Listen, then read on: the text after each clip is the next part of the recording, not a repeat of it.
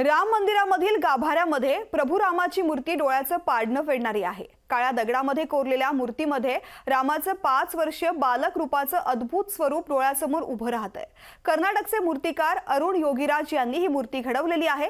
मूर्तीवर विशेष प्रकारची चिन्ह कोरलेली आहेत। यातील प्रत्येक चिन्ह विशेष प्रकारच्या ऊर्जेचं प्रतीक आहे।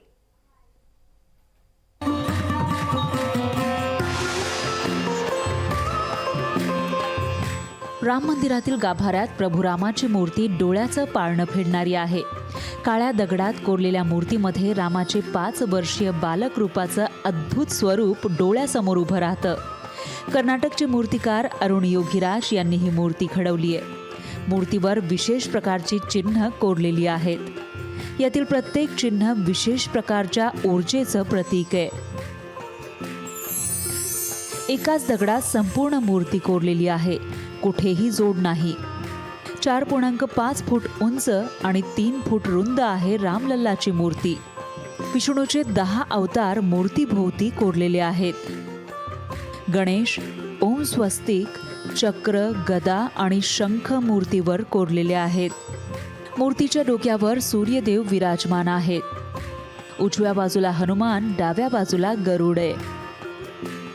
प्राणप्रतिष्ठेनंतर अशी असेल रामलल्लाची दैनंदिन पूजा। रामलल्लांची प्राणप्रतिष्ठा झाल्यानंतर नियमित पूजा एका विशेष परंपरेचं पालन करून होईल। या परंपरेला रामानंदी परंपरा म्हणून ओळखलं जातं। रामानंदीय परंपरा हा एक मोठा पंथ आहे।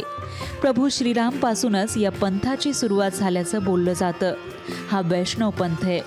श्रीहरी विष्णूच्या अवतारांच्या पूजेवर त्यांचा विशेष आग्रह असतो। रामानंदी परंपरेनुसार प्रभू श्रीरामाच्या बालरूपाची पूजा होते। रामलल्लांना पहाटे उठवल्यानंतर लाल चंदन आणि मधानं स्नान घातलं जातं। सकाळी बालभोग दाखवून प्रारंभ होतो। यामध्ये रबडी, पेढा आणि इतर पदार्थ दिला जातो। दुपारी रामलल्ला विश्राम करतात। रात्री झोपी जाईपर्यंत 16 मंत्रांची प्रक्रिया केली जाते। दुपारी राजभोग असतो, त्यामध्ये संपूर्ण जेवण असतं। सायंकाळी आरती होते, त्यावेळी विविध प्रकारचे मिष्ठान्न असतात। रात्री संपूर्ण जेवण असतं। दिवसातून 3 वेळा आरती केली जाते। परंपरेनुसार संध्याकाळी 7 वाजेपर्यंतच रामलल्लाचं दर्शन करता येतं।